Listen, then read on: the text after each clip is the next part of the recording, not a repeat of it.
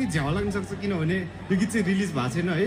तर म गाउँछु झ्याउ लाग्यो भन्नै बाल्यकालको याद मिठो लाग्छ मुटुभित्र चिसो लाग्छ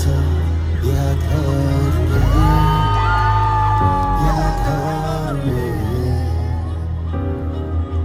बाल्यकालको याद मिठो लाग्छ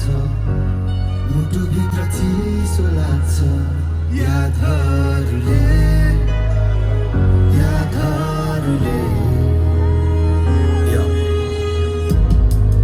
अचानक जानु पर्यो म अर्कै देशमा